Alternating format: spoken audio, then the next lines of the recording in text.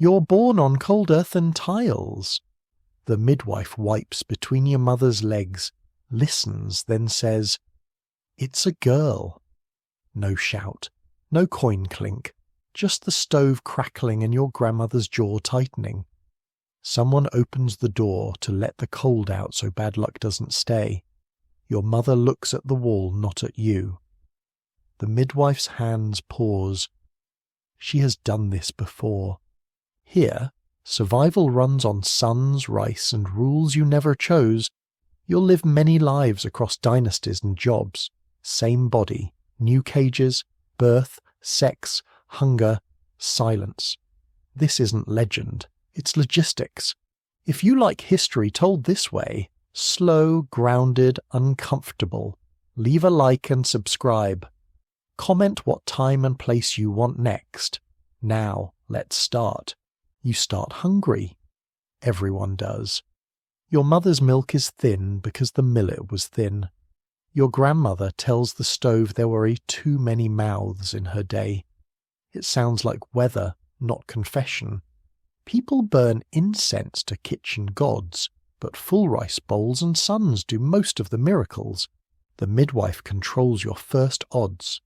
She weighs the room, coin or no coin, sons already born, your colour, your cry. If there's no payment promised and a cradle already full, hesitation stretches. This time your lungs work well. She swaddles you tight. You get to stay. Others didn't. Household gods look down from smoke-stained shelves. Omens are just inventory. A son means security. A daughter means eventual bargaining chip. Your father ties a red thread at the door to block drafts and gossip. The thread can't feed you. Your mother can, unless she's sent back to the fields too soon, and no wet nurse will take a poor child. The women with spare milk sell it to rich houses. You're not in one. They rub wine on your gums to quiet you. Your blanket is rough hemp. It scratches your skin. You learn stillness early because crying wastes heat and patience. Some elders still think colostrum is dirty. Others know better. Better doesn't always win the argument. You grow into chores, chaff dust up your nose, ash lines in the creases of your wrists. You're taught to look down when men talk and to run when pigs root too close. Your period comes early because hard work and light food push bodies sideways. You use rags, sometimes ash wrapped in cloth. You wash them in the river when no one's watching and dry them in the rafters, hidden so men won't see pollution. The list of things you might pollute is long. The stove, the pickles, your luck. Baths are rare. Water is cold and people say drafts invite sickness. You wipe down with warm cloth when you can. Lice ignore all of this and thrive anyway. Food is usually pottage. Millet boiled with water, maybe some greens, maybe a scrap of pork at a festival. Your elders tell famine stories the way others tell folk tales. Once the fields went yellow and we cooked bark. The moral is steady. Sons eat first, then old men, then everyone else according to usefulness. You're betrothed before you fully understand what it means. It's a trade. Your future labour for their future lineage. Bride price and dowry are talked about over bowls, not with you.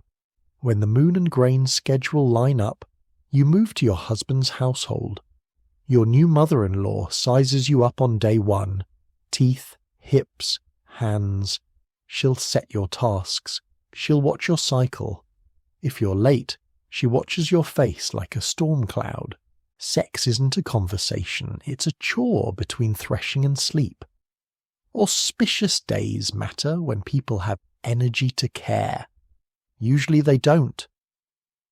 Men learn about timing and vital essence from other men. Your room gets managed like a storage shed. People talk tricks. Coitus interruptus is pulling the cart before the gate. It sounds like a joke, but it's policy. A hungry year with a new baby can mean disaster. A son raises your value. A daughter means more work and more dowry later. If you give birth to another girl, you lower your eyes and boil more water. Herbs move between hands quietly. Decoctions to cool seed after sex. Bitter teas you swallow and hope work. Sometimes you squat over mugwort steam.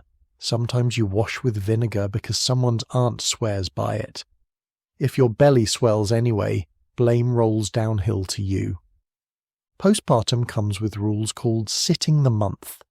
30 days indoors, no cold water, no wind, only hot food.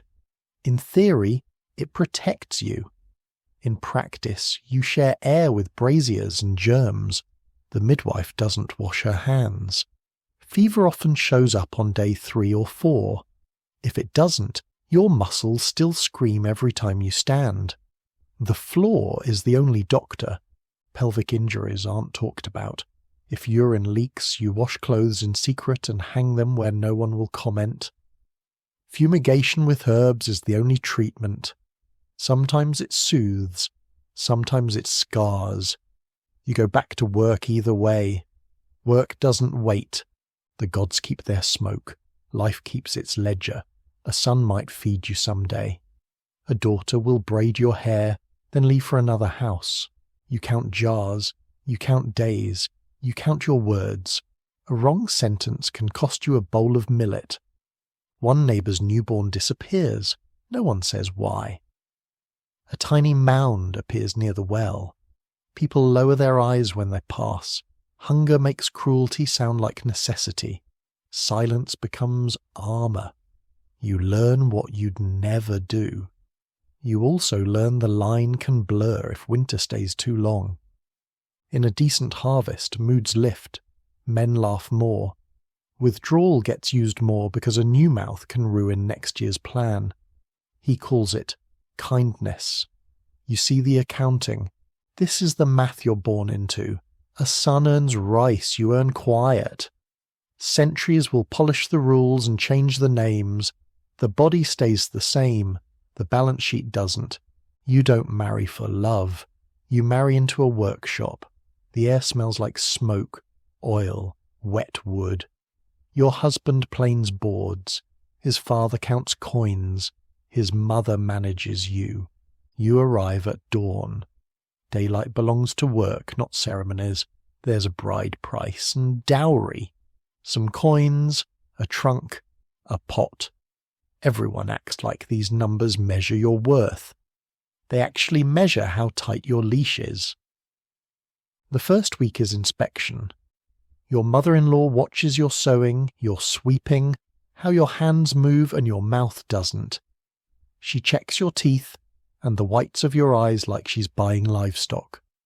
She asks about your cycle and watches how you react. You learn her voice faster than your husband's. Marriage is a schedule. Light the fire, cook porridge, sweep, fetch water, scrub, repeat. At night, sex fits into the list. If the calendar says a day is auspicious, you pretend it matters. If an epidemic sweeps through and demand for coffin spikes, auspicious days wait. Your husband learned bedroom governance from other men. Phrases about breath and essence sound poetic. They're just rules to protect his health. Your body is the place those rules land. When money is tight, he calls withdrawal being considerate. He holds the gate more often when grain prices rise. If you get pregnant anyway, the blame slides to you. You didn't keep the calendar right. Spoken by a person who never bleeds. Contraceptive tools exist. Barely. Linen sheaths show up in stories from the city. Tight woven cloth, oiled, tied with thread. Too expensive for you. Lower quality ones exist but get reused until they fray. Animal gut sheaths belong to rich clients and brothels. They're washed, dried, dusted, reused. Failure rides along. Pregnancy and birth wrap around the workshop's schedule. Orders don't stop because your belly grows. You tie a sash under your stomach and keep working. When labour starts, the midwife arrives with reused cloths, vinegar, and practiced instructions. Her reputation is as important as her herbs. The baby comes. Everyone waits on 4 words. It's a boy, or it's a girl. In artisan streets, a daughter can be married into advantage. A son can inherit tools. People smile either way, only the accounts really change. Confinement returns, 30 days inside under rules about wind and cold. You crave plain water. They insist on only hot mush and decoctions. No baths, just wiping. On day 3 your breasts swell and crack. They smear warm wine on them and say it moves milk. Sometimes it helps, sometimes infection follows. If fever hits, they move the brazier closer. Smoke solves nothing. Pelvic pain becomes background. If sex hurts, you bite down. If urine leaks, you lay a cloth and pretend you like the extra padding. Vinegar rinses, herbal fumigation, trial and error.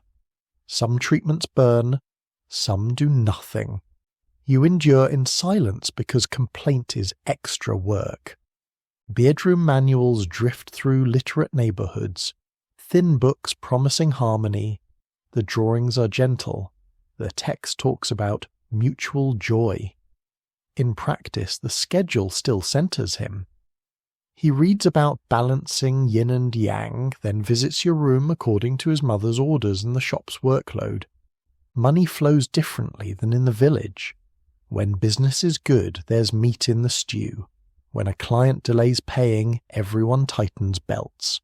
On good weeks, a linen sheath appears. On bad weeks, you rely on counting days and reading your own body. Mistakes get punished in blood and worry. If you miscarry, work doesn't pause. Your mother-in-law wraps the small bundle, mutters a prayer, and tells you to stop crying or you'll invite spirits. You wipe your face and wash tools. If you deliver a boy, the atmosphere softens. If it's a girl, your mother-in-law starts doing dowry arithmetic. She trims your meat smaller. The knife leaves no bruises, it still cuts. You learn to bargain in centimetres, an extra rag, an early night, one door closed for 1 hour. Sometimes the answer is yes, often it's no. You hide a single coin behind the stove. You memorise which days the apothecary's wife is alone and ask small precise questions about herbs. The city is louder and quicker than the fields. The rules haven't changed, they're just polished. At night, when tools finally rest, you count again. Sons, daughters, jars, cycles, debts. Marriage is work. Sex is scheduled. Pleasure lives in quick laughs and small mercies, not in plans. You budget for rice and for a little less risk tomorrow. You're sold before your childhood finishes. The contract is strokes on bamboo and a thumbprint that isn't yours. The house is loud, lutes, clinking bowls, laughter that sounds like it's checking the bill. They call it an entertainment house. Your first lesson is posture. Your second is debt. Days are drills. You hold the peeper until fingers harden, copy characters until your wrist shakes, memorize poems you barely understand. An older woman corrects everything. How high to pour tea, how far to boo, how to make a man think his joke is new. You eat on a schedule. You sleep in a shared room that smells of powder and old sweat. No one uses the word prostitution yet. You're a flower still closed. Patrons sponsor your training. Their money locks your future. Your virginity is an entry on the ledger, gaining value each year. Compliments are just prices in disguise. You sing like spring rain means we can charge more. You'll go far means we'll auction you soon. Hygiene becomes part of the performance. You bathe in shared water, clear for the first girls, cloudy for the last. Powder covers what soap and time can't. Lime paste strips hair and burns skin. You're told pain is short and contracts are long. There's no real choice here. At night you pour tea in front rooms and watch older courtesans work. They sell time, attention, and the feeling of being safe. Sex is part of the package, even when the room is full of jokes and songs. The back rooms are the line you cross only once. After that, debt gets paid with your body. Your first patron is picked for you. He smells like sandalwood and strong wine. The house treats it like a celebration. Your stomach knots. 2 cups dull the edges. Afterwards, the madame checks the sheets, like balance columns. Your price goes up. Your debt is recalculated. You're now experienced stock. Sex becomes routine, sometimes slow and theatrical, sometimes fast and clumsy. Condoms exist if patrons bring them, lambskin or silk sleeves. Oiled, rare, not your decision. Most rely on withdrawal, bragged about as if it's a gift to you. It lowers his risk of a messy scandal. It leaves you with pregnancy roulette. Women swap information in whispers, alum rinses after harsh clients, vinegar when money's short, bitter herbs for the morning after, teas that cramp and purge, safflower, certain seeds, names you memorize carefully. Sometimes the bleeding comes and stops. Sometimes it doesn't stop. If your period doesn't come, the house is annoyed. You're fined. You're taken to a midwife who ends pregnancies in a small room for a fee. Opium if you can afford it. Cloth to bite if you can't. Disease is constant background. You recognize infections by smell, pain, sores. Remedies are vicious. Mercury ointments, arsenic pills, burning tools. They sometimes help and always hurt. You drink wine and clamp your jaw while they work. Officials float above all this. They tax the house 1 month and raid it the next when they need to prove their virtue. Rich patrons slip through untouched. The madam keeps a bribe fund next to your debt book. Your body pays for both the silkscreens and the tax receipts. Some patrons are genuinely kind. They talk with you. They teach you chess or write poems for you. They bring a sheaf of clean lambskin sheaths twice in a row. Then they marry or leave the city and your life doesn't change. You learn to invest hope in your own skills, not in one set of footsteps. You hold on to what control you can. A hidden clean cloth. A quiet insistence on withdrawal with a client who'll listen. A fake cough to dodge a man with a temper. Coins stitched into your hem. A scratched calendar on the bed frame tracking your bleeding and your fear. You age by how quickly men go quiet when you start singing. Respect grows as youth fades. New girls arrive. You teach them enough to survive. Posture, jokes, small ways to say no. Glamour thins around you, but the costs stay. One night you play a song that silences a whole room. Applause is warm. Later, in the back, the work is the same. That's the core of this life. You sharpen your art, but you never really sharpen your safety. Tomorrow, the boat docks, the lamps light, and the door opens again. Your summons arrives on paper you're not allowed to touch. Officials ride through the streets, pointing at girls like they're choosing fruit. Your mother scrubs your face until it squeaks. Your father bows until his back hurts. You go because you have legs. The selection hall smells of camphor and nerves. You stand in a line of girls in matching robes. Eunuchs carry lists and lanterns. A woman with thin lips inspect you. Teeth, nails, hair, skin. You stand still. Stillness is the test. They ask about your cycles. You answer because someone taught you to count days in whispers. Your hips and walk are noted. Feet unbound, stride measured. You walk, turn, return. Your body is data. If they choose you, your family falls into a fog of rules. You're bathed, perfumed, trimmed. Your old clothes vanish. Your name becomes softer around the edges. The palace eats your past and gives you rank instead. Inside, eunuchs control doors, lights, and time. Your room is neat and airless. A matron explains the calendar on the wall. Bleeding days are logged with brushstrokes. Meals adjust according to the entries. Your body is now a clock other people manage. Training is strict. You practice bows down to exact angles. You memorize which halls you must never enter. You learn names you won't say aloud. Powder sets your skin to a standard shade. You're always on display, even alone. Sex here is politics. The emperor is one man, but his bed is a battlefield. Pregnancy is advancement and danger at once. Each night in his room is recorded who, when, how long. Your turn arrives like weather. Announced, prepared for, not optional. For him, condoms are available, linen or lambskin, cleaned and stored in discreet boxes. Whether they're used depends on what advisors want. A quiet court, no new heirs, or more sons. Withdrawal becomes another tool. Your future gets decided in conversations you never hear. You're trained to appear calm. Oil for your hair, scent behind your ears, a small cup of warm wine. When he arrives, you control your eyes and breath. He might be kind. He might be distant. The room feels him more than he feels you. Afterward, palace women examine you. They note marks, discharge, timing. If you miss a period, a colour on the register changes.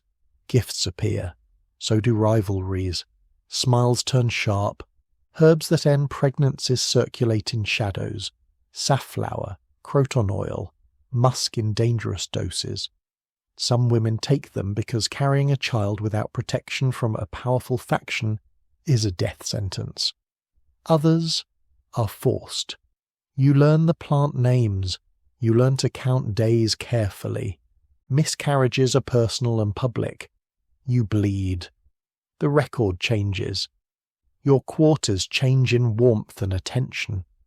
You learn to go very still until the gossip moves on. Birth, if it comes, is wrapped in celebration and calculation. Wet nurses arrive before you've held your child for long. The baby is taken to a separate room. Milk is a job. You are a role. Visits happen on schedule. You memorize your child's face quickly, then hand them back. Postpartum rules are strict. Heavy quilts, no wind, hot soups. Fever is not just illness here. It's a threat to stability. If you get sick, your story can be used against you. You obey even when you know some rules are more superstition than science. A son opens corridors and increases enemies. A daughter brings a bow and fewer plots. Your status floats like a bubble in a pond. Beautiful, fragile, and easy to pop. The palace runs smoothly because everyone believes their piece of control is necessary. Eunuchs record, matrons monitor, you master silence and survival. Outside, the city lives. Inside, your world is silk walls and careful steps, and the knowledge that your body is policy, not just flesh. You grow up over a shop that smells like tea steam and ink. Abacuses click all day. Your father treats ledgers like sacred texts. One day your future is added as another column. Marriage starts with paper. Matchmakers arrive with charts and red strings. They read your horoscope like a contract. Your dowry list looks like inventory, trunks, quilts, bracelets, a maid. Your father negotiates terms like he's buying spices. Your mother slips advice between stitches. Speak gently, count days, hide one piece of silver. The wedding night is simple and loud. The bed is solid wood. Your husband smells like ink and sesame oil. He's read the new bedroom manuals, breath patterns, balanced energies, mutual pleasure. He quotes them. You answer mostly with silence. He times his breath anyway. Counting rules this house. Your menstruation is tracked like shipments. It's marked on a family calendar because inheritance needs order. Your mother-in-law asks about your warmth and regularity, the way she asks about soup. A late period makes her eyes bright. Blood makes her adjust plans. Coitus interruptus is normal here. The family has estates to protect and lines to manage. Your husband withdraws when contracts are pending or property disputes are brewing. He calls it prudence. If you become pregnant anyway, people talk about miscounted days, not about him. Condoms improve on paper. Linen sheaths sit wrapped in apothecary paper. On good nights, he uses one oiled cloth, tied with thread, rinsed and dried after.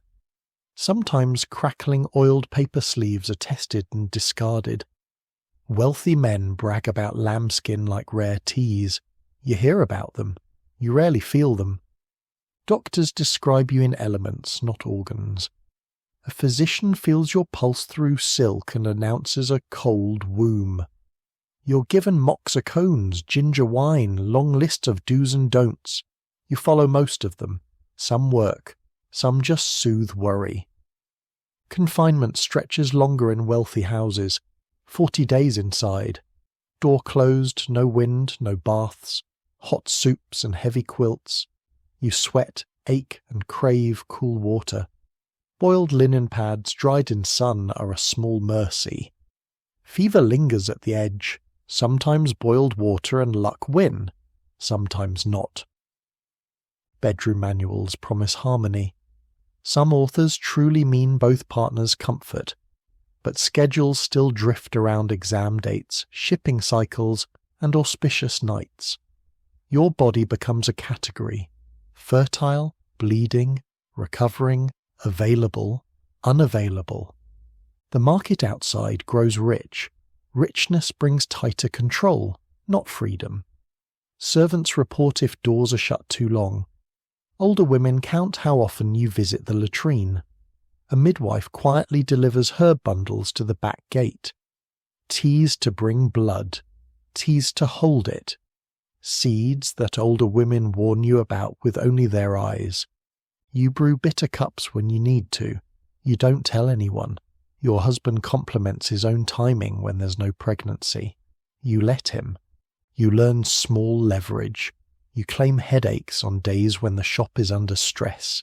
He gladly delays. You straighten bedding loudly when it's useful for people to think you've been harmonious.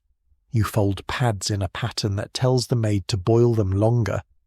You trade jewels for one quiet visit from the apothecary's wife. She delivers a small paper packet and doesn't look at you.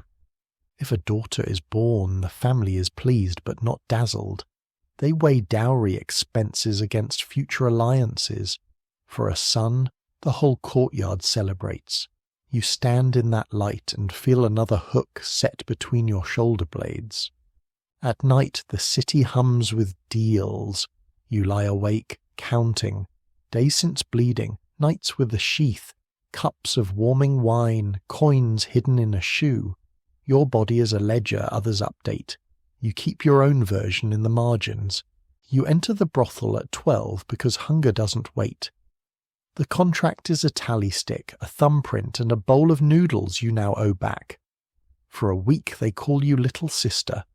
After that you're an asset. Training looks like kindness if you ignore the math.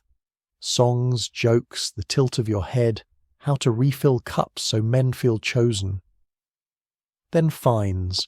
Late to the room, torn sleeve, back talk, each a line of debt. They say there's a ladder, tea rooms, private rooms, a favoured patron, maybe an apartment. The rungs are missing for girls like you. The house is tiered. Tea rooms first, laughter, songs, hands in motion, screens and wine for the next level, back rooms for sex.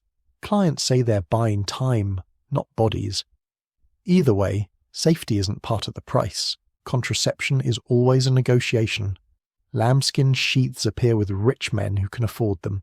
They rinse, dry, dust and reuse them. Linen sheaths are cheaper, rougher, rare. The house won't pay. Clients do if they care, many don't. You ask, some shrug, some say you're no fun.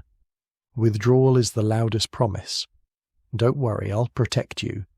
He pulls away at the last moment and acts like a hero. When it fails, his memory fails too. Your fine for getting pregnant shows up on time. House rules settle into your bones. Smile, paw, joke when a hand roams too far. Officially, you can refuse a client. Unofficially, refusal risks beatings and lost meals. The madame calls it discipline. You call it buying a little more time alive. STIS cut through all ranks. You smell them before you feel them. Then comes the burn, then sores that don't close. Treatments hurt. Alum rinses that sting. Herbal baths that stain the tub. Mercury that numbs and sickens. Hot tools that scar. You breathe through your teeth and go back to work.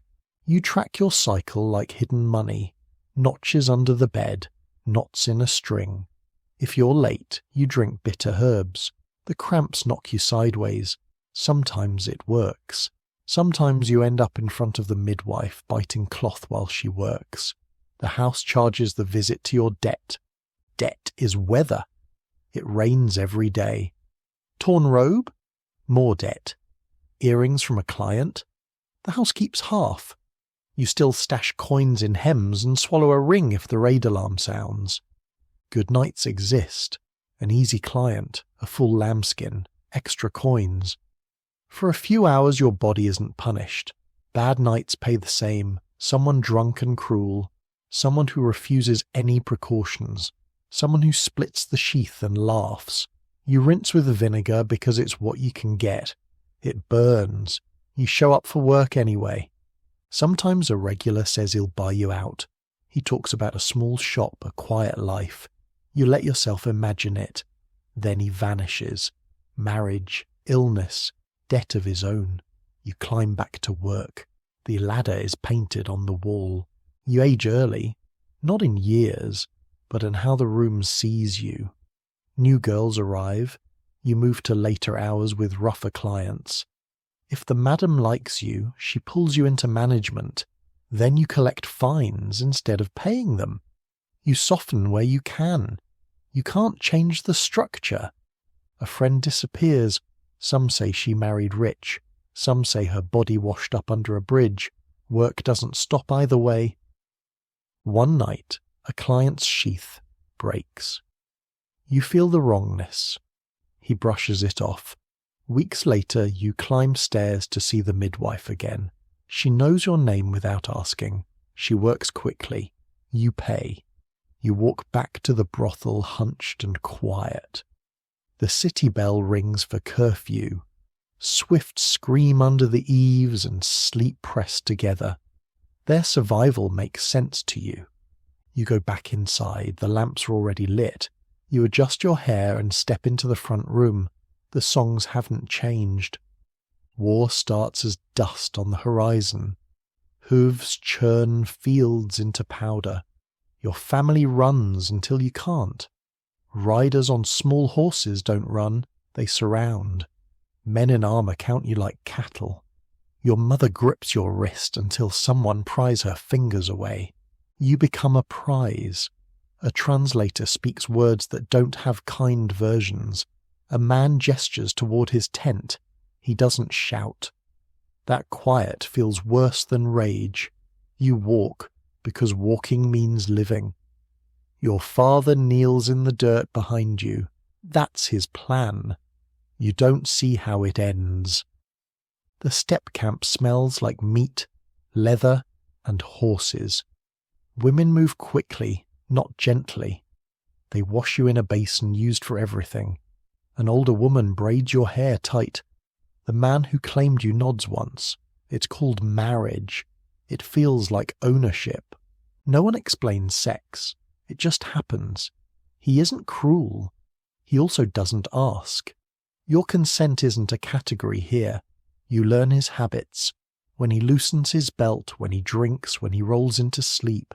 You learn where the tent sags, where you can cry quietly. Food is rationed and harsh. Broth, curds, tough bread. Your stomach protests, then adapts. Your period stops for a while. Fear and thin food shut it down. There's no language here for withdrawal. He finishes where he wants. You stare at the felt roof and count breaths. When your period returns, you use scraps of felt, rinse them under freezing water, dry them in shadow. Other women notice. They stay silent. Silence is safety. Pregnancy in a half-starved camp is a gamble. Your body tries anyway. You vomit, faint, stand. The older woman gives you dried herbs and rubs your feet with fat. Her prayers are more like hopes. The only god she trusts is clear weather. Rape is used as a weapon in occupied villages. You hear screams, shouts, then nothing. Shame is handed to victims in the morning. The law is distant. Your value is measured by how little trouble you cause. When the raiding group circles near your old home, you recognize the well and the bare tree. There's a small mound near the water. Everyone knows what that means. No one says it. Hunger makes choices small and brutal. Your husband trades sex for grain with local leaders, daughters for salt, one night for flour. You move on and stay. You learn bits of their language. Meet. No. Stop. Sometimes it works. Sometimes it doesn't. There are no sheaths here, no midwives with jars. Only timing, distraction, and your own body. You stall, you turn away, you joke. Sometimes it buys a little distance. Sometimes it buys a bruise. If you miscarry, you wrap the small body in felt and bury it under stones. The camp moves the next morning. There's no month of rest. You ride with milk leaking into your clothes. If a child lives, the tent chooses the name. Your tongue reshapes words. You nurse on horseback. Postpartum rules shrink to basics.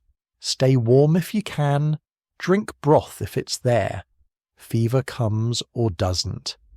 If you live, it's luck and stubbornness. When peace and new laws come to the region, they show up on paper. Edicts, taxes, reforms. Nothing in those documents reaches the inside of your tent. You're still a captive wife. You still mend harnesses and stir pots. Later near a town you see stalls with cloth and jars. There are oiled paper sleeves for sale. You pick one up. The seller looks at your clothes and your accent and shakes his head. You put it back. You buy salt. You harden and break in turns. You keep a small private ledger in your mind, a string hidden, a word kept in your old language. One night when you say no and he actually stops, tiny wins. They don't feed you. They keep you feeling human. Order returns with drums and boots. New rulers post laws on gates. Virtue, chastity, obedience. Words that turn into rope if needed. Collective punishment means your husband's brothers watch you like you're carrying fire into their house. Your days are fields and nights. You wake before light, cook millet, send sons to the fields, carry a child on your back and go after them. Sex fits into leftover time, after planting, after harvest, after exhaustion. In lean seasons, withdrawal becomes policy. Fewer mouths, less risk. It's his decision. If it fails, people say you miscounted. Homemade sheaths spread slowly, tight woven linen, oiled, tied with thread, cut from cloth meant for sacks and shirts. They chafe. If reused badly, they rub raw. You scrub them with ash water and dry them carefully, but grit remains. They fail often enough to keep you humble. Your mother-in-law keeps a pot simmering for removing the blood. Peach kernels, bitter leaves, whatever herb she could afford. You drink when she passes you the bowl and watches. Sometimes it ends a pregnancy. Sometimes it wrecks your body and leaves a fever behind. You still gather wood the next day. Law now lives in the village. Patrols show up irregularly, just often enough to matter. A neighbour's daughter stands in the street under a heavy wooden collar. Her crime is unclear. Her shame is obvious. People read the sign, glance, then look away. You look away too. Compassion can make you visible. Rape laws require the right kind of struggle, the right marks, the right witnesses. Status decides whose story counts. If a landlord's son corners you, your best defense is noise and neighbors. If they don't like you, law won't either. You wear extra layers and walk with other women because that's what you actually have. Confinement rules are stricter now, written into law codes. No drafts, no cold food, no washing, only warm broths. Some of it helps. Boiled water saves lives. Some harms. Trapped smoke and unwashed wounds don't. On day 3 you might feel heat and pain. On day 5 you might be shaking. If fever comes, people blame wind, not dirty hands. You learn to bend rules quietly. You ask to open the door to feed the fire and let a sliver of air in. You wipe yourself with cloth dipped in almost boiling water and call it steam. You stand where sun hits the floor and say it's for the baby. Sons bring you a little respect. Daughters bring polite words and more work. After too many daughters, the room grows colder. Soup portions shrink. Someone suggests temple prayers for a boy. Someone else tells stories about solutions other families found. You nod and keep your thoughts to yourself. Where food is scarce, some babies don't survive long. Tiny mounds at the edge of fields near the well. Officials ignore them unless politics require outrage. Stories pass between women in low voices. They are warnings, not lessons. Your husband uses withdrawal more carefully when stores run low. You track your cycle using aches and moods and stains. You offer sex when you feel safe. You move slowly when you don't. He praises your obedience. You quietly note your strategy. Statutes hang on the village wall like weather forecasts. Men read them aloud and nod at each other. Women adjust at home. Linen costs this much, oil that much, herbs even more. You borrow, barter, and pay back with labour. Some years are kind, rain comes right, pests go elsewhere. You eat meat twice, people laugh easier, condoms get used a little more. Then taxes rise, or soldiers pass through, or landlords demand extra. Order means someone always has the right to knock. You sweep around the threshold and keep your head low. Beat the odds, and you reach old age with sons, a few remaining teeth, and no major fevers. Miss, and you bury children, neighbours, parts of yourself. Law waits at the door, but hunger and hierarchy get there first. You keep working anyway. You enter through a side gate. No fanfare, just polished stone. A steward reads your name like an entry in a book. You meet the primary wife before you see the man you're meant to sleep with. She studies your hairline, posture, hands.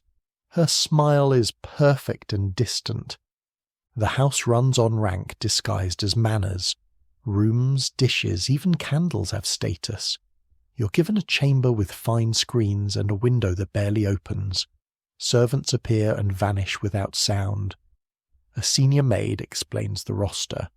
Which nights are yours, which are the wife's, which are for rituals. Sex is a timetable. At the first shared dinner, you learn the pattern. The wife sits higher. You pour wine lower. The scholar official husband arrives late, ink on his sleeves.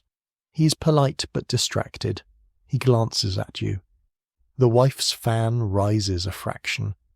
Everyone understands the signal. You do too. A small wooden tablet announces your first night. A maid arrives to prepare you. She powders your face, oils your hair, scents your breath. She also checks your body, noting bruises and rashes. She'll report everything. He smells of sandalwood and damp paper. He's practiced, gentle enough. He follows the manuals about balance and rhythm. They focus on preserving his strength. You find your own spaces inside the script. Breath, small adjustments, thoughts that pull you through.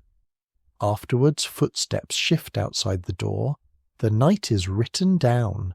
Pregnancy is both reward and risk. If you conceive, the wife must decide, protect you or quietly sabotage you. Tea might be too cool. Steps might be slick. A favoured aunt might recommend an herb that settles blood, but does the opposite. You learn to guard cups, switch bowls, fake sips, trade plates with a trusted maid. Condoms are stored in the study, lambskin and linen rinsed and reused. The wife can instruct him to use them with you, or she can choose not to. You cannot ask directly. Failure is normal and blamed on chance. If no pregnancy comes, you drink warming wine with herbs that burn down your throat. A doctor feels your pulse through silk and declares you lacking in yin or yang. You take what they give. The roster continues. Makeup hides exhaustion and slow poisoning. White paste brightens. Vermilion warms. Over time, these powders seep into your body. You accept them because a pale, smooth face keeps you in your room and not replaced by the next girl. Birth is ceremony overlaid on management. A daughter brings gifts and cautious smiles. A son changes everything. Wet nurses arrive. Your child goes with them.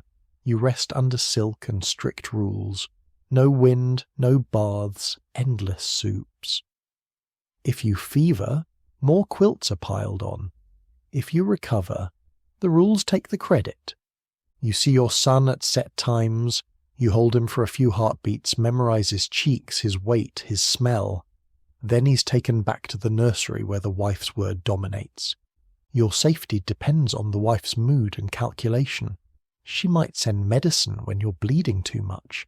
She might keep you off the roster for a month because your eyes are dull. She can also cut you off from the man entirely, push you toward the edges of the house. If you never produce a child, you age at the margins. Your room moves farther from the main hall. You become a carefully dressed extra, pouring tea with perfect posture while younger women arrive in fresh silk. You teach them how to move, what to watch, how to hide coins. You don't tell them everything. Time is short. Here, status is a platform without railings. One mistake, one scare, one rumour, and you slip. You survive by tiny adjustments, refusing a dish, accepting another, swallowing words, asking for a doctor at just the right moment. Safety never settles. It just passes by sometimes. They start binding your feet when you're 5 or 6 before you fully understand. Winter is chosen so swelling hides under quilts. Your mother warms water, washes your feet, prays quietly. Then the breaking begins. Toes are folded down. Bones crack. Cloth strips pull tight. You gag on your own breath. The first week is constant pain. Each day they unwrap, clean, press and bind again. Vinegar to cut smell. Alum to dry weeping skin. Your father avoids looking. He knows the cost. He knows the payoff. Your mother says it's for your future, then sits awake while you whimper. Shoes shrink every few days. Tiny embroidered things that look pretty and feel like traps. You learn the bound gait. Small, careful steps, knees close together. Pain shoots up with each touch of the floor. As your arch breaks, your foot folds in on itself. The perfect size is 3 inches. You learn this like you learn your name. The outside world shrinks with your step length. Stairs feel like cliffs, yards like fields. You need help for almost everything. People call it refinement. It's dependency by design. You spend hours sewing your own lotus shoes, pretty stitching over bruises. Your mother trims nails too short to keep them from digging in. They dig in anyway. Blood and pus are common. Infection smells sweet and rotten at once. You get used to it. Footbinding keeps you indoors. It also pushes you straight into the marriage market. Matchmakers measure your feet like merchants weighing tea. Smaller means better match. They praise your lotus gait, your virtue, No one talks about lifelong pain. Sex afterward is another layer of discomfort. Your balance is off. Your back and hips strain. You use vinegar washes and gauze to manage friction and smell. You nudge your husband into positions that hurt less without drawing attention to it. You breathe through the worst and rest when he sleeps. Pregnancy on those feet is dangerous. Your centre of gravity is already fragile. Now your weight shifts again. Falls are common. People call you clumsy instead of acknowledging the binding. You use walls as crutches. Stairs become threats. Postpartum confinement piles heat and stillness on top of infection. Your feet stew in sweat and old bandages. Ulcers reopen, bandages stick. When they're pulled off, skin tears. The midwife tuts and tightens the bindings again. Looseness is considered failure, even if your body is screaming. Sometimes toes die. Black, dry, gone. They're removed like spoiled fruit. Shoes fit better afterward, people say. They complement the smaller size. You live with phantom pain and open sores. Manchu rulers ban binding among their own, but many Han families respond by leaning even harder into it. Pride, defiance, habit. You bind your daughter's feet because not binding might ruin her marriage chances. You hate it and do it anyway because the system doesn't offer a clean exit. Your wedding smells of horses and pine smoke. Banners snap above the garrison. Your feet are unbound. You're Manchu. You can ride. That alone feels like a gap in the wall. The household depends on stipends paid in grain and silver. They arrive late often. Even so, the rules look familiar. Husband at the top, concubines allowed, mother-in-law's opinions heavy. You marry into his career as much as into his family. Sex lives on a calendar filled with inspections, patrols, and imperial birthdays. You track your body alongside his duties. Sometimes you can say, he leaves at dawn, let him rest, and that works. Other excuses don't. Officers can collect sheaths from small army clinics, linen sleeves, sometimes lambskin. They're signed out like supplies. Your husband brings them home wrapped in thin paper. Some nights he uses them. Other nights he trusts timing. You ask for them more often and frame it as concern for his health and future. That argument works better than I'm scared. Postpartum customs come from tents, not textbooks. Warmth still matters. So do washing and air. You sip fatty broth. You also wipe yourself with hot water. Aunties show you how to steam your lower body without suffocating in smoke. You rest, but not in a sealed room. Births are logged as carefully as rations. Sons may bring future stipend increases. Daughters learn to ride and braid horse manes. They move more freely than Han girls, but their future is still arranged. Your house runs on two sets of rules, Manchu habits and Chinese expectations. You can ride to the market, yet concubines still arrive with gifts and lowered eyes. You manage rosters, who shares the bed, who gets which night. You also manage your feelings when a new girl appears under your roof. You handle survival with logistics. You friend the clinic clerk with small gifts. Extra sheaths appear in your husband's packet more often. You know cycles well enough to nudge scheduled when pay is late or stress is high. When supplies are short, withdrawal returns as backup.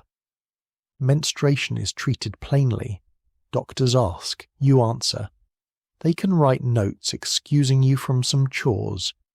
You use those notes like tiny shields when older relatives push too hard. Rape and assault still exist. Rank influences consequences. You rely on neighbour wives more than on written law. Women watch each other's gates, trade warnings about certain officers, arrange to walk together at night. It's not justice, but it shifts risk. STIs ride along with armies. Clinics offer ointments and mixtures, some helpful, some toxic. You push for simple precautions. Boiled cloth sun. urinating after sex, warm rinses. These small habits prevent more than the fancy pills. If you struggle to conceive, advice comes thick. Ride less, ride more, drink this wine, sit by that fire. A doctor might prescribe moxicons or strange pills. You try warmth and rest. You quietly refuse the more dangerous remedies. Your daughters grow up between worlds. They wear riding boots and long coats, but they also learn to pour tea with perfect wrists. You teach them to count days, boil cloth, and say no loudly. You also teach your sons about laundry and sheaths, because ignorance costs everyone. Your freedom is real, but not absolute. You move more than a bound-foot wife, but you can still be replaced. You live under rules that claim to protect you while managing you. You look for seams and use them. Extra clinic visits, longer baths, small cash hidden, allies in every office. The river looks romantic at night. Lanterns reflect on black water. The flower boats glow red and gold. Get closer, and the smell of sewage cuts through the incense. You climb aboard because your contract demands it. Debt lives here in silk. Training is performance school. Singing at dawn, writing at noon, flirting at dusk. You learn to walk on a rocking floor without spilling wine. You practice laughter that sounds natural. At the same time, the madam adds charges, lessons, room, food, hairpins. Your debt grows faster than your skill. Clients arrive in soft shoes, merchants with heavy purses, scholars with poems, sailors with diseases. You greet them by rank, bow angle, tone, eye contact, all calculated. Front rooms are for show, back cabins are for sex. Condoms arrive with clients or not at all. Lambskin, silk, oiled paper, imported gut sheaths, each with its own failure rate. The house doesn't provide them. You suggest them when you can. If a man refuses, you switch to negotiating withdrawal. Sometimes it works.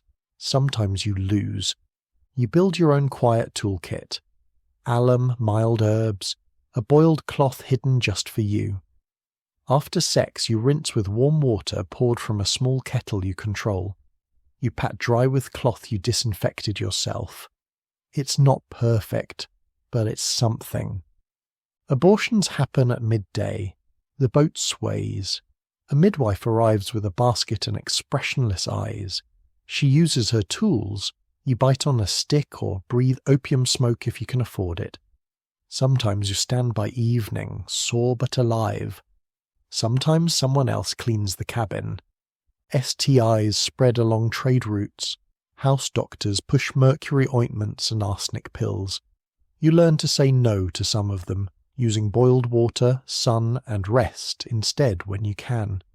You learn signs of advanced disease and avoid those clients entirely, finies or not. Debt shapes every choice. Clothes, jewellery, even flowers in your hair are investments the house bills you for. Raids happen when officials want headlines or bribes. Trapdoors drop you into hidden holds until inspectors leave.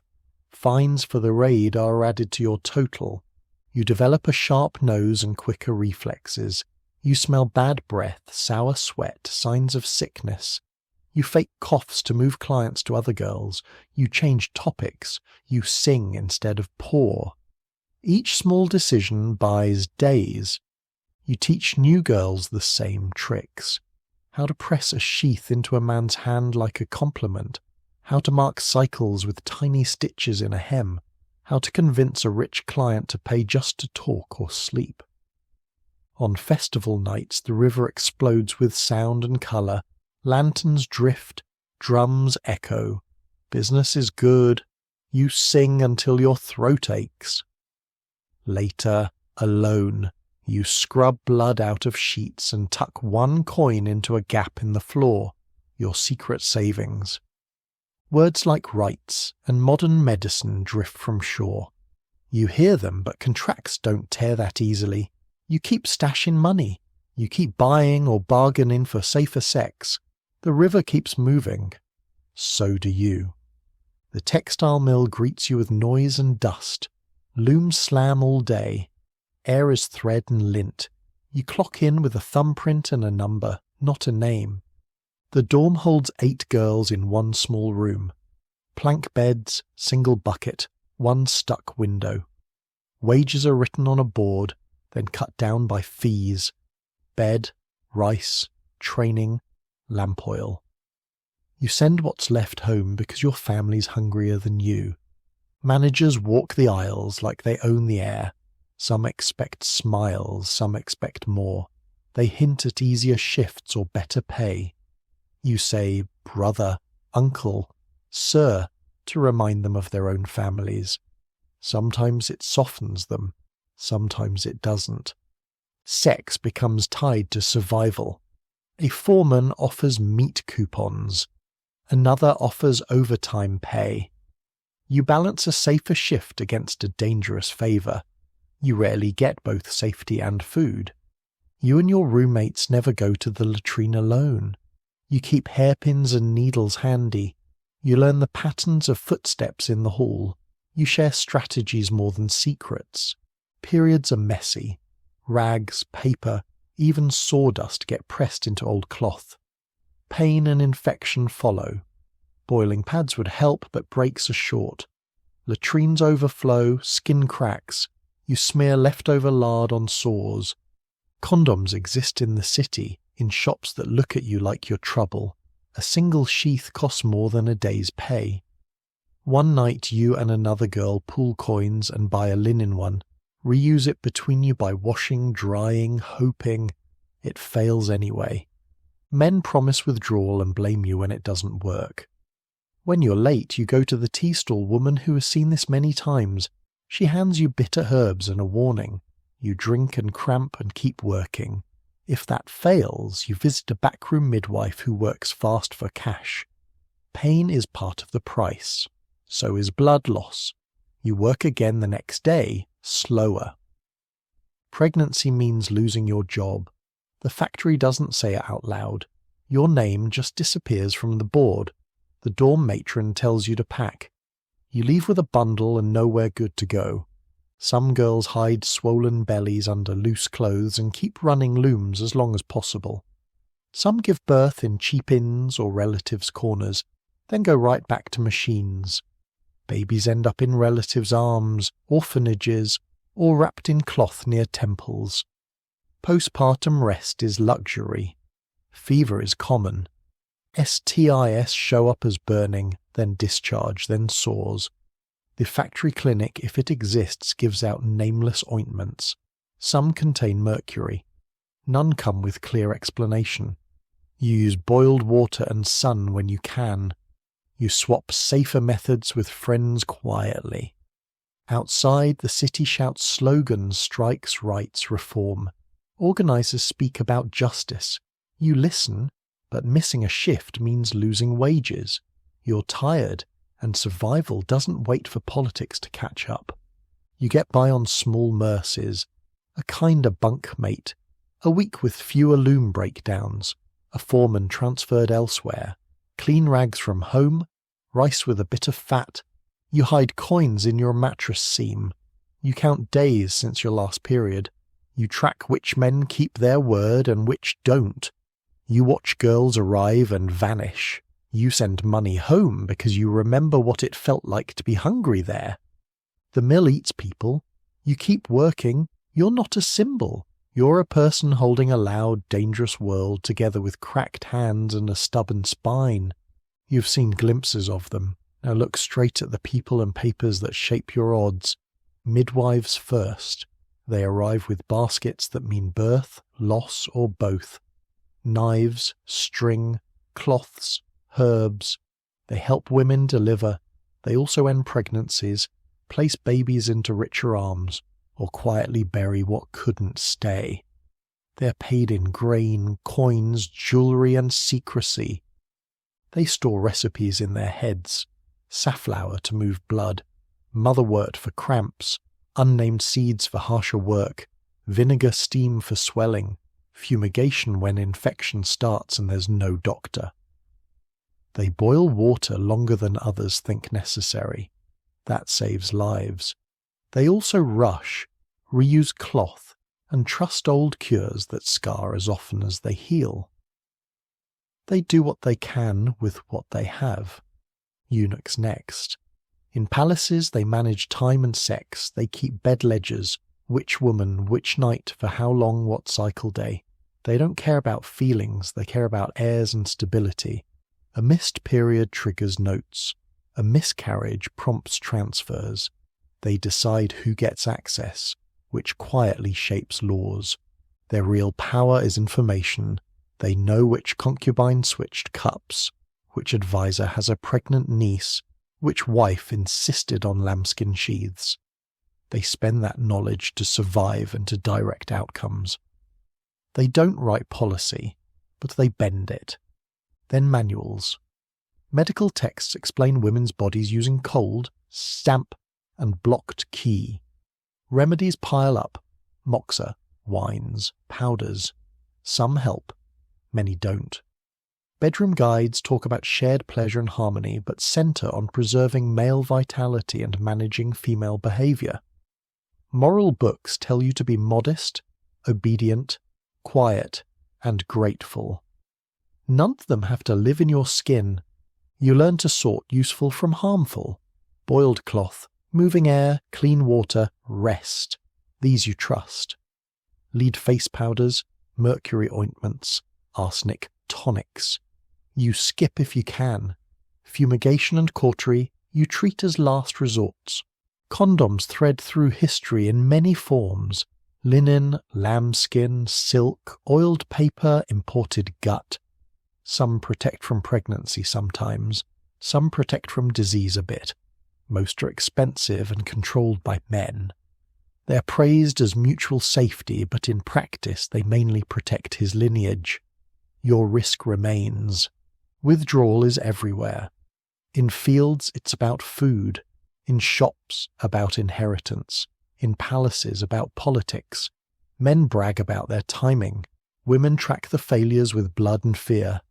STI treatments evolve slowly. Mercury, arsenic, alum, harsh herbs. The best tools turn out to be basic. Hot water, sun, space. Boiled textiles, careful partners. Those rarely get the glory. Power often wears the mask of care. The midwife helps and decides who survives.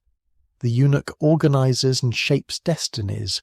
Manuals guide and enforce obedience. Your survival depends on reading what lies under kind words and beautiful covers. So women build their own networks. They share the names of midwives who really boil water, clerks who slip extra sheaths, doctors who don't overprescribe poison, husbands who listen, small, local, quiet, real. The instruments stay roughly the same across ages. Cloth, herbs, knives, ink. Labels change. Rules change. Your body stays the site where all of it lands. So you keep your own internal ledger, and you learn to tilt things a little more in your favour. Law says it keeps order. You see how often it keeps fear. Adultery rarely stays private. A whisper turns into a complaint. You're dragged to the yamen. Codes list different punishments for men and women. Men pay fines or bow. You kneel and take strokes from bamboo. They aim for muscle so you can still walk home and be seen. Shame only works if people see you. Collective punishment spreads the fear. Your crime can cost your husband his job, your in-laws their land. They police you harder than any official because your body is now tied to their fortunes. The kangi is punishment and theatre. A wooden collar too big to ignore. A sign listing your crime. You stand in the market. People read and judge. Some throw insults. Others look away. It's hard to breathe. It's harder to swallow food. Your neck aches. Your legs shake. The point is for everyone to remember what happens to people like you. Rape law demands the right resistance. You must scream loudly, fight visibly, show bruises in the correct patterns. Being poor, alone, or already stigmatized counts against you. A powerful attacker is hard to convict. So women rely on prevention more than justice. Walking in groups, carrying stones, learning which alleys to avoid, keeping doors open when men visit. Brothels straddle legal and illegal. Licensed ones pay taxes. Illegal ones pay bribes. When authorities need a show of morality, they raid someone. Girls are arrested, displayed, then quietly pushed back into the same work. Fines end up on their debt lists. Infanticide sits in a grey dark zone. Everyone knows of babies left at temples near wells under trees. In famine, officials look away. In normal years, if someone important notices, a poor woman can be charged and beaten or worse. Wealthy families have smoother paths for the same acts. Grief and survival get twisted into crime or tragedy depending on status. Public shame works because people watch. Heads shaved, placards tied around necks, parades of immoral women, scars on backs, thin arms held up as examples. Morality tales get carved into stone and into skin. Widows get caught in another net. Staying alone earns praise and maybe poverty. Remarrying brings stability and gossip. Stories glorify women who starve to keep their virtue. Shrines celebrate their deaths. Living widows who choose to survive are called selfish. Domestic punishments and court punishments blur. A husband might take you to the magistrate to legitimize beating you. The court orders lashes. He goes home feeling justified. You go home with bruises and a story that casts you as the problem. You adapt. You avoid being alone with officials. You track which neighbours gossip and which keep quiet. You make small alliances, sharing food with a constable's sister, helping a clerk's mother. Not huge bribes. Just enough connection that your name isn't easy to drag through mud. You teach your daughters how to walk, chin level, not too high, not too low. How to speak, short, clear answers when questioned. How to avoid being part of someone else's spectacle. You tell them which punishments pretend to be cleansing and which are just cruelty. Exile can hit whole families when one man offends the state. Wives and concubines trail behind carts, carrying bedding and children. The move is punishment by distance. Witnesses are left behind. New places don't know your side of the story. Sometimes there is mercy. A magistrate who believes you. A midwife who refuses to sign a paper calling necessity a murder. A neighbour who lies for you. These acts aren't written into code. They live in individuals. You learn to turn away from spectacle that feeds the system and to show up when someone truly needs a witness. Not big revolution, just small refusals and small protections. Those keep entire lives from unravelling. You never get to rewrite the big rules. You sand them down where they cut worst. Women share more than gossip. They trade calendar tricks, counting from the first heavy day, noticing subtle signs before bleeding, timing sex as best they can with nothing but their bodies as clocks.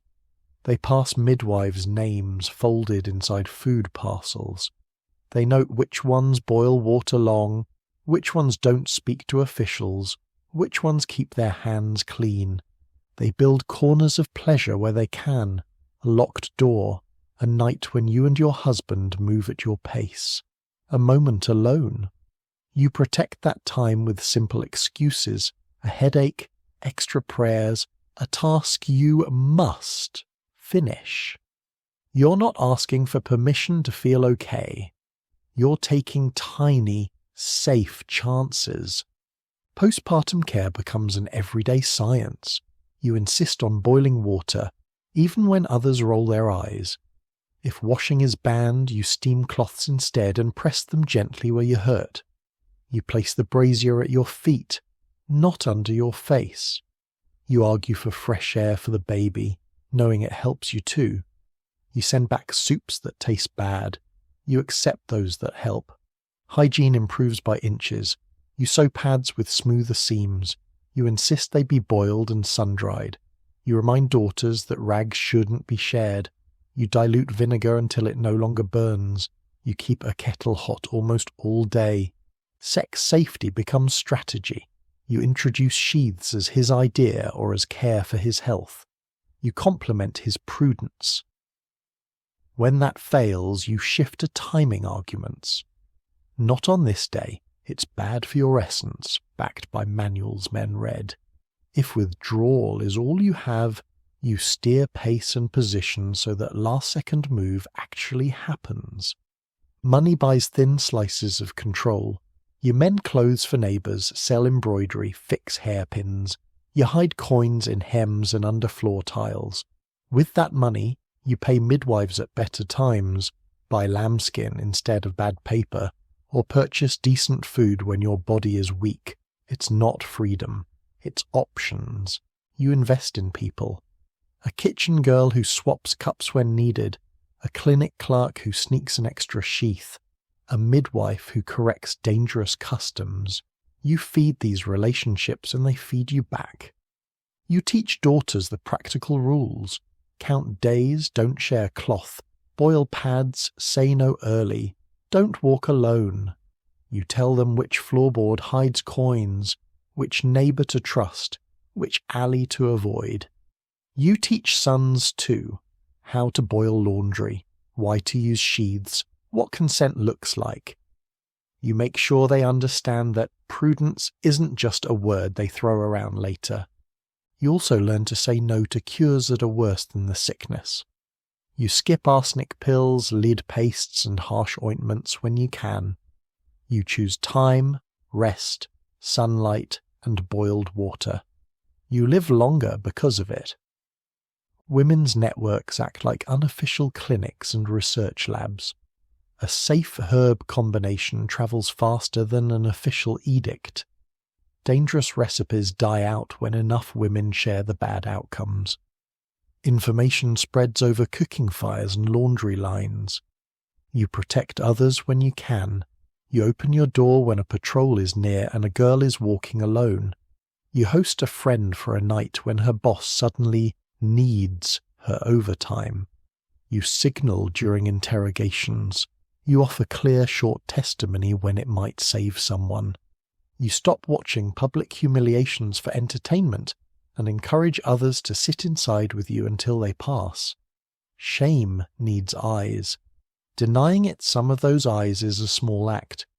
You keep updating your private ledger, nights with sheaths, days since bleeding. Who owes you a favour? Who can be trusted with a secret? It's not dramatic, it's daily work. When it's finally your time to die, if you do it in your bed, on your terms, not from fever you couldn't treat or punishment you couldn't dodge, you'll know those small repairs mattered. They were never enough to fix the whole system. But they were enough to keep you and others like you going. Through all these lives, your body was treated like a ledger everyone else kept revising. But you still carved margins and wrote yourself in anyway, through small choices, quiet repairs, and shared knowledge. If you want more of these slower, grounded looks at how people really lived, ate, slept, bled, and bargained for one more good day, subscribe and stay with me. The next deep dive is waiting. Pick your next chapter here.